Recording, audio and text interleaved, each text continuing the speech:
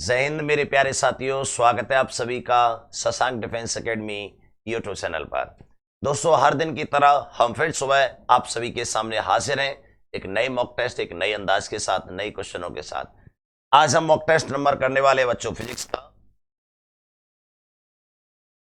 Half century होने से बेहतरीन मॉक टेस्ट है, बहुत जबरदस्त है। क्वेश्चन है 1201 से स्टार्ट होंगे। क्वेश्चन नंबर 1201, बाई बराबर M G L upon pi R square L. समीकरण में एम जी को बाई पर क्या प्रभाव। तो बच्चों, यंग मॉडुलस कोएफिशिएंट जो बाई होता है ना, वो मेटल पर डिपेंड करता है। किस पर? मेटल पर। ध्यान रखिएगा। तो इसीलिए एमजी वगैरह से कोई प्रभाव नहीं पड़ेगा, हमेशा मेटल पर। अगला बच्चों, क्वेश्चन मिट गया है, साफ हो गया, बाद में देख। आगे बच्चों 1203, एक इंजन 727 डिग्री सेंटीग्रेड से 227 डिग्री टेम्परेचर के दो आयसों के बीच में कार्य करता है, तो इस इंजन की संभावित दक्षता होगी। एफिशिएंसी निकालनी है बच्चों। मैं अगर बात करूं इसके बारे में, थोड़ा ध्यान दीजिएगा अच्छी तरीके से। 727 डिग्री सेंटीग्रेड प्लस 273 बोले तो ये 1000 केल्विन बच्चा। अगर हम 227 प्लस 273 बराबर बच्चों केल्विन में, अब आ जाएगी बच्चों दक्षता। दक्षता क्या आ जाएगी? Difference over initial cross 100। Difference कितना है बच्चों? 1000 माइनस 500 बटे 1000 क्रॉस 100। इससे कट जाएगा 2 बार, तो 50%। एफिशिएंसी 50% आ रही है, 50% को मैं 1/2 बोलता। आगे बच्चों, जो गाल्टन सीटी का प्रयोग निम्न में से किसको उत्पन्न करने के लिए किया जाता है? एक्चुअली ये होता है बच्चों, आप पानी के जहाज पनडुब्बी में नीचे बैठेंगे तो पनडुब्बी के जो लाइट जलती है ना बच्चों देखने के लिए, उस लाइट पर ढेर सारी मछलियां आ जाती हैं। ठीक है, लाइट पर घेर लेती हैं मछलियां, लाइट पर। जैसे प्रकार हमारे दैनिक जीवन में देखा होगा कि कोई लाइट जल रही हो तो ढेर सारे कीड़े मकोड़े लाइट के चारों ओर आ जाते हैं। ठीक उसी प्रकार आपके पानी का जो जहाज होता है उसकी लाइट पर मछलियां आ जाती हैं, जिससे कि ड्राइवर को देखने वाला जो आगे का हिस्सा है ना, रास्ता नहीं दिखता और पहाड़ से टकराने का डर रहता है। तो ये क्या करते हैं, एक सीटी बजाते हैं जिसमें अल्ट्रासोनिक साउंड क्रिएट होता है, पराश्रव्य तरंगें क्रिएट होती जो कि इनके मतलब जीव जंतुओं के कान में चुभती हैं, ये दूर भाग जाती हैं। इसको हम गाल्टन सीटी बोलते हैं बच्चों। आगे 1205, किसी गैस के दाब P और आयतन V और काइनेटिक एनर्जी E में संबंध है। काइनेटिक एनर्जी के लिए ये फॉर्मूला लगता है बच्चों F/2 nRT। ये लगता है बच्चों F/2 nRT, या फिर हम इसको लिख सकते हैं एनर्जी F/2 nRT को लिख सकता हूं मैं PV। और जर्नली जो F की वैल्यू लेते हैं हम, डिग्री ऑफ फ्रीडम, वो 3 ही लेते हैं। सिंगल एटम गैस के लिए लेते हैं, या कुछ नहीं दे रखा हो। E बराबर हमारे पास आ जाएगा 3/2, तो PV बराबर 2/3 इंटू E। बिल्कुल सही है। ठीक है बच्चों, तो ये फॉर्मूला याद करना है आपको। 1206, किसी कुंडली से संबंध चुंबकीय फ्लक्स दे रखा है 3t² 4t + 9 दिया जाता है। t बराबर 2 सेकंड पर प्रेरित ईएमएफ बताना है बच्चों। तो ईएमएफ का फॉर्मूला होता है, वो होता है d∅/dt। क्या होता है? d∅/dt। बस इसको कर लीजिए, क्वेश्चन खत्म हो जाएगा आपका। t बराबर रख देना लास्ट में जाकर 2 सेकंड। याद रखा करो, जो क्वेश्चन बार बार नहीं आते, ऐसे क्वेश्चन जैसे मॉक टेस्ट में आ जाए तुरंत फॉर्मूला याद कर लिया करो। d∅/dt ईएमएफ का वैल्यू तो 60 + 4, और t बराबर जैसे ही मैं रखूंगा 2 सेकंड, तो 6 दूनी 12 + 4, तो बोले तो 16 वोल्ट। कितना आ जाएगा बच्चों? ये 16 वोल्ट आ जाएगा। आंसर दिल्ली। अगला क्वेश्चन, दो परावैद्युत पट्टिकाओं के बीच परावैधता K1 K2 है, इनको संधारित्र की बनाया गया। संधारित्र की कैपेसिटेंस बतानी है बच्चों। संधारित्र की कैपेसिटेंस ये K1 है और K2 है, तो K नेट यहां से कितना आ जाएगा? K नेट आ जाएगा। इस तरीके से जुड़ा हुआ है ये सीरीज की तरह, लेकिन आंसर आता है इसका K1 K2 upon K1 + K2। ये तो इसका बच्चों K1 K नेट आ जाएगा, और C की वैल्यू जो आ जाएगी, किसी एक C की वैल्यू जो आ जाएगी, एक C की, ये इसमें से यहां से अगर हम लेना चाहें तो इसकी जो C की वैल्यू आएगी बच्चों, वो आ जाएगी ε0 A अपॉन D। डी की जगह कितना है बच्चों, d/2 इंटू के नेट। ये आएगा बच्चों आपके लिए सी नेट, तो ये आ जाएगा 2 ε0 a upon D into K net. K net की वैल्यू लगा देना, तो आंसर आ जाएगा 2 ε0 a upon D K net k1 k2 upon k1 plus k2। दिल्ली आंसर आ जाएगा बच्चों आपका। कोई डाउट बच्चों, क्लियर? इस तरीके से कर सकते हैं। अगला क्वेश्चन, 8 ओम के प्रतिरोध में प्रवाहित धारा आई एम्पियर है। कितनी एम्पियर है? आई एम्पियर है। उत्पन्न ऊष्मा, ऊष्मा हीट जो क्रिएट होती है बच्चों, वो होती है आपकी पावर का power upon T, power upon power. ऊष्मा, ऊष्मा की दर पूछिए आपसे, तो ऊष्मा की दर यानी कि ऊष्मा जो होती है हीट, हीट हो जाएगी पावर इंटू टी, ऐसे होती है। तो ये जो हीट आएगी वो आ जाएगी पावर, पावर हो जाएगा I square into R into T. अब इसमें दर का लिया है, दर का मतलब होता है रेट, रेट का मतलब होता है समय से भाग देना बच्चों। समय से अगर मैं भाग दे दूं तो मेरे पास ऊष्मा की दर आ जाएगी बच्चे का आई स्क्वायर, समझना है, तो होता है I square into R into T upon T कर दिया क्योंकि दर पूछा है उसने, तो ऊष्मा की दर पावर को बोलते हैं आई स्क्वायर इंटू आर। बच्चा ध्यान रखिएगा। अगला 1209, एक कण 25 सेंटीमीटर त्रिज्या के वृत्त पर 2 चक्कर पर सेकंड की चाल से गति कर रहा है। चक्कर पर सेकंड क्या होता है बच्चों? ये फ्रीक्वेंसी होती है, तो ये फ्रीक्वेंसी दे रखी है चक्कर पर सेकंड, चक्कर पर सेकंड। यहां से ओमेगा बराबर आ जाएगा 2πn, 2πn की जगह पे 2 तो बोले तो 4π, क्या रेडियन पर सेकंड। तो ये ओमेगा आ गया बच्चों, और रेडियस आपके पास बताइए, रेडियस कितनी आ जाएगी? रेडियस आ जाएगी 25 सेंटीमीटर। 25 सेंटीमीटर को मैं 1/4 मीटर लिख सकता हूं। अब आपको क्या बताना है? एक्सेलेरेशन बताना है बच्चों। तो एक्सेलेरेशन बताने के लिए, एक्सेलेरेशन बताना है, यहां से वेलोसिटी आ सकती है, एक्सेलेरेशन। ओके ओके, ठीक ठीक ठीक। इतने सेंटीमीटर त्रिज्या के वृत्त में इतने चक्कर पर सेकंड की चाल से गति कर रहा है, तुरंत बताना है।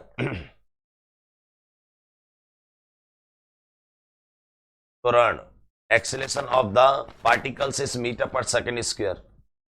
वेलोसिटी तो आ सकती है बच्चों, ओके ठीक है, एक्सेलेरेशन भी आ जाएगा।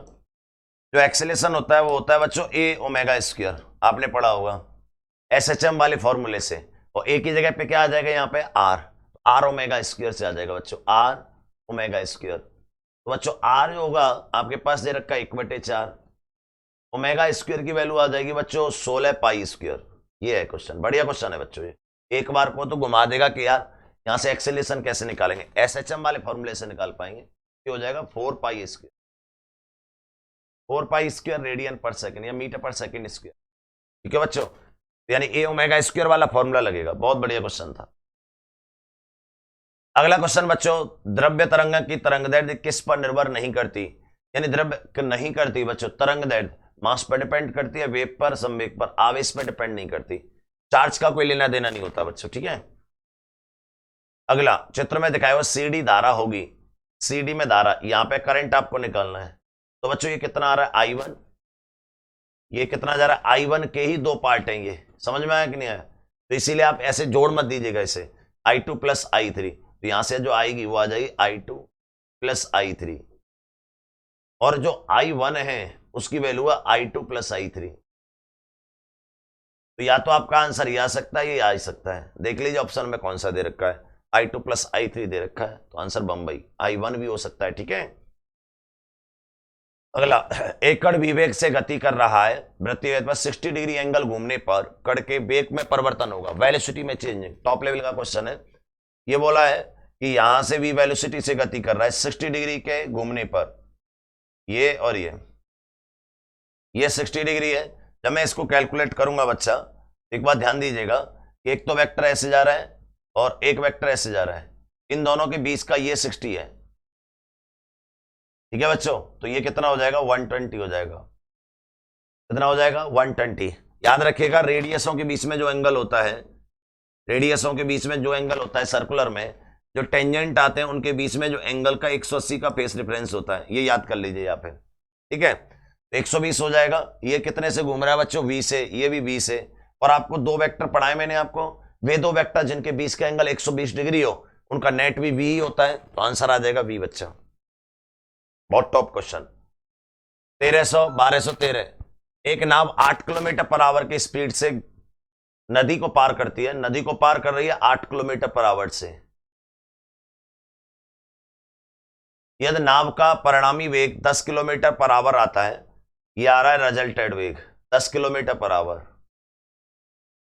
10 किलोमीटर पर आवर क्यों? क्योंकि पानी इधर चल रहा है, तभी तो इधर रिजल्ट आएगा। तो नदी का वेग ये बताना है, पाइथागोरस लगा दीजिए तो ये कितना आ जाएगा? 6 आ जाएगा। 6 किलोमीटर पर आवर आ जाएगा। बात आई बच्चों समझ में? क्या आ जाएगा? पाइथागोरस से ये हो गया 8, ये हो गया 10, तो ये कितना हो जाएगा? 6 हो जाएगा। तो right answer is the 6। Spring में तनाव होगा, देखो बच्चों 5 न्यूटन से आप इधर खींच रहे हैं, 5 न्यूटन से आप इधर खींच रहे हैं, दोनों पे यहाँ पे कितना लगेगा? 10 न्यूटन लग जाएगा। टोटल कितना लग जाएगा बच्चों?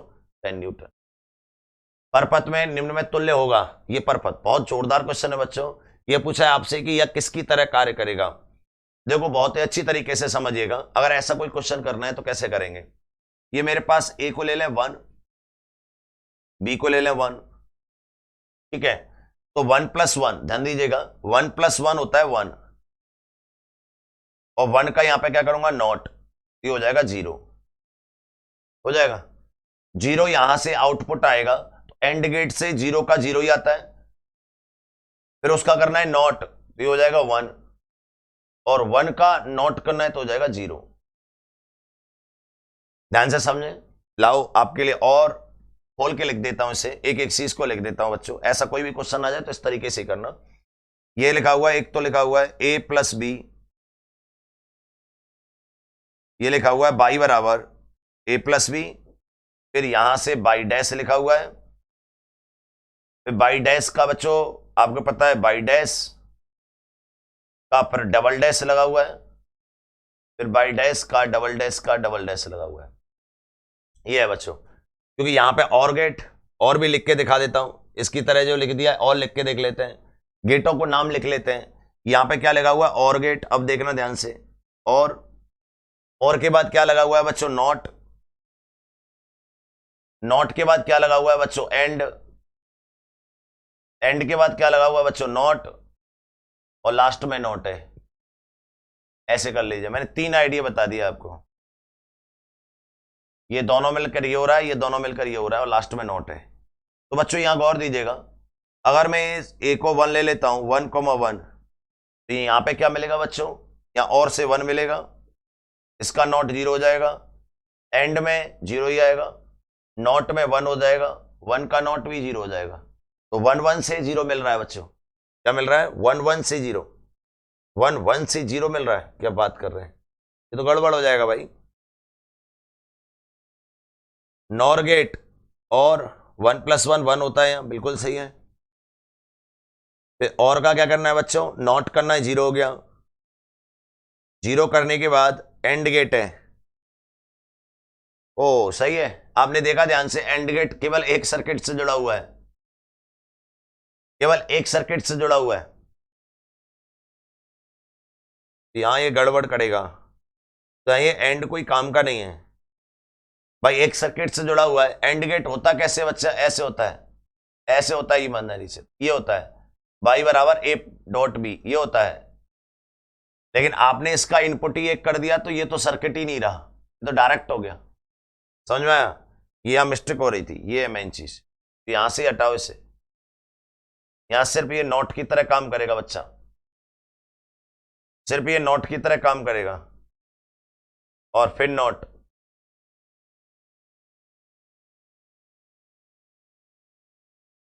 नोट की तरह 1 मिनट देख लेते हैं। इस पर क्या लगाना है? इस पर डैश लगाना है, तो ये आपके पास 0 0 0 0 का डैश यानी 1 काम करेगा, और यहां पे भी हमारे पास 0 आ रहा था,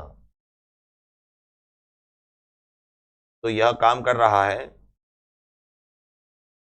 या तो कोई मिस्टेक है क्वेश्चन में, ऐसे जोड़ नहीं सकते वैसे अभी गेटों को, लेकिन जोड़ा है तो एक बार देख लेते हैं बच्चे। यानी 1+1 कभी 0 नहीं होना चाहिए, कहने का मतलब ये है। इसलिए मैं रुक गया हूं बच्चा, या तो कोई मिस्टेक हो रही, एक बार और देख लेते हैं ध्यान से, ये किस गेट की तरह फील हो रहा है। चलो ब्रह्मास्त्र लगा देते हैं फिर पीछे से। ये आपके पास नॉट गेट है, ध्यान देना बच्चों। अब फिर आपका एक और नॉट गेट है, बोल देते हैं पूरा जितना भी है, अपने आप मिस्टेक निकल के आ जाएगी। फिर ये आपका एंड गेट है, फिर ये आपका नॉट गेट है, फिर ये आपका और गेट है। ये चल रहे हैं आपके। देखो बच्चों, नॉट प्लस नॉट गायब हो जाता है, ये नॉट प्लस नॉट सीधे सीधे सादा हो जाता है, ये एक दूसरे को कैंसिल कर देंगे। जैसे कि ए का नॉट करोगे फिर नॉट कर दोगे तो क्या हो जाएगा, ए हो जाएगा, कैंसिल कर देंगे। ठीक है, तो ये कैंसिल हो गया पीछे से। अब मैं बात करूं आपसे, यहां ध्यान दें, तो यहां पे ये लगा हुआ है एंड गेट, यहां तक बच गया सर्किट, बस केवल सर्किट यहां तक बच गया बच्चों। तो सर्किट यहां तक बचा। अगर मैं यहां से, ये मेरे पास नॉट गेट है और ये एंड गेट है, एंड गेट लग नहीं रहा, ये इनपुट और आउटपुट इसका बहुत अलग आ रहा है। ठीक है, दोनों इनपुट आ रहे हैं जबकि दो आउटपुट होने चाहिए इसके।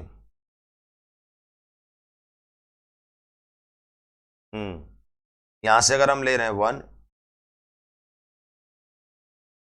ठीक है, तो ये किसकी तरह कार्य करेगा, बिल्कुल सही है। दो इनपुट है इसके, होने चाहिए दो इनपुट है, एक आउटपुट एक इनपुट है, तो बच्चों ये नॉट की तरह ही कार्य करेगा। कैसे कार्य करेगा, क्योंकि एंड गेट है। एंड गेट में बच्चों ऐसे होता है, ए डॉट बी बराबर बाई होता है। ए और बी दोनों को मैं 0 करूंगा तो ये 0 मिलेगा, दोनों को मैं 1 करूंगा तो ये 0 मिलेगा, दोनों को मैं 1 करूंगा तब जाके ये 1 मिलेगा, दोनों को मैं 1 करूंगा तब जाके ये 1 मिलेगा। ठीक है,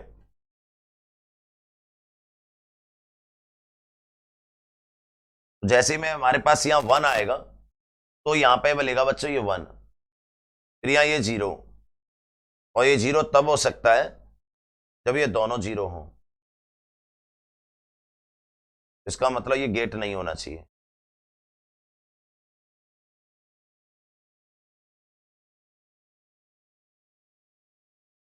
ठीक, ठीक है बच्चों, यहां से प्रूफ हो गया है, आपको नहीं बात समझ में आई होगी, मैं बता देता हूं कि अगर किसी भी और गेट में, किसी और गेट में कोई भी और गेट हो बच्चों, इस तरीके से गेट लग रहा हो, ये एंड गेट हो गया, अगर इसका आउटपुट इस तरीके से काम कर रहा हो, इसमें कोई गेट नहीं होता, ये खाली हो जाता है।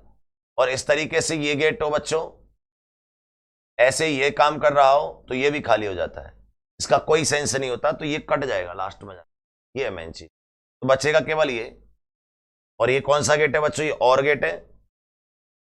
कौन सा गेट है, ये और गेट है, और ये नॉट है, और प्लस नॉट क्या हो जाएगा बच्चों, नॉर हो जाएगा। बहुत बढ़िया क्वेश्चन था ये, खोल के करना पड़ा क्वेश्चन को, एक एक चीज को। आइए, प्रतिबल व विकृति का अनुपात तुल्य होता है। प्रतिबल विकृति का अनुपात बच्चों, प्रतिबल जो होता है विकृति के प्रत्यास्थता गुणांक, स्ट्रेस ओवर स्ट्रेन, तब जानते हैं प्रतिबल बटे विकृति क्या होता है, प्रत्यास्थता के गुणांक। अगला, दिए गए आंकड़ों में सार्थक अंकों की संख्या है, इसमें भी 4 है, इसमें भी 4 है, इसमें भी 4 है, और पावर काउंट नहीं होती तो 4 है। अगला, समतल मंडल के ऊपरी वाले भाग को, याद रखें इस क्वेश्चन को बच्चों, याद रखें, याद रखने वाला क्वेश्चन है बच्चों। समतल मंडल के ऊपरी वाला जो भाग होता है उसमें जो पोटेंशियल की बात करें तो 10 वोल्ट, और इलेक्ट्रिक फील्ड की तो 10 वोल्ट पर मीटर होता है बच्चों, याद रखिएगा। ठीक से, समतल मंडल के पोटेंशियल होता है, इलेक्ट्रिक फील्ड होता है मंडल के ऊपर। यदि किसी निकाय पर बाह्य बलागुण कार्य ना करे, टाउ बराबर 0 हो जाए, तो क्या चीज कांस्टेंट रहेगी। आप जानते हैं जब फोर्स 0 होता है तो लीनियर मोमेंटम कांस्टेंट होता है। जब टाउ 0 होगा तो जे इलेक्ट्रिक मोमेंटम कांस्टेंट होगा, मतलब मैं कौन सा, एंगुलर मोमेंटम, कौन सा होगा बच्चों, एंगुलर मोमेंट। अगला, एक गेंद h ऊंचाई के टावर्स के शीर्ष से छोड़ी जाती है, यह t समय में जमीन पर पहुंच जाती है, तो टी बराबर होगा शॉर्ट ट्रिक से √2h/g। तो टी बाई 3 सेकेंड में कट द्वारा पहुंची गई हाइट। स्थिति होगी बच्चों, स्थिति पूछी है पोजीशन टी बाई 3 सेकेंड में, तो मैंने मान लिया टी बाई 3 सेकेंड में स्मॉल टी में जो चली डिस्टेंस होगी वो आएगी 2h-g। ऊपर से नीचे आ रही है, ध्यान दीजिए, मैं डायग्राम बना देता हूं आपके लिए।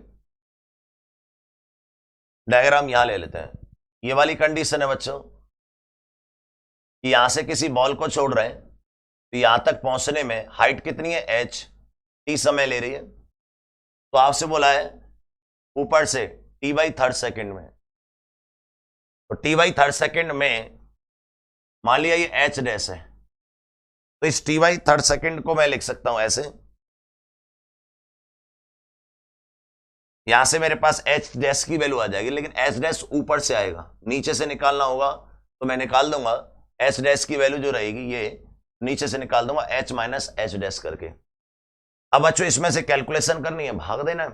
जैसे ही मैं भाग दूंगा इक्वेशन फर्स्ट इक्वेशन सेकेंड, जैसे ही बच्चों मैं भाग दूंगा इसमें तो t से t कट जाएगा और ये 1/3 यानी 3 बचेगा, और यहां पे 2 से 2 कट जाएगा, g से g कट जाएगा, और ऊपर बचेगा √h और नीचे बचेगा रूट के अंदर h डैश। स्क्वायर कर दोगे तो ये 9 हो जाएगा और ये h/h डैश बचेगा। तो h डैश की जो वैल्यू आएगी वो आएगी h/9। ये आगे डेप्थ, हाइट कितनी आ जाएगी 8h/9। तो 8h/9 metre from the ground, बिल्कुल सही है, ग्राउंड से 8h/9। ऊपर से आ रहा है h/9 तो नीचे से आ जाएगा 8h/9।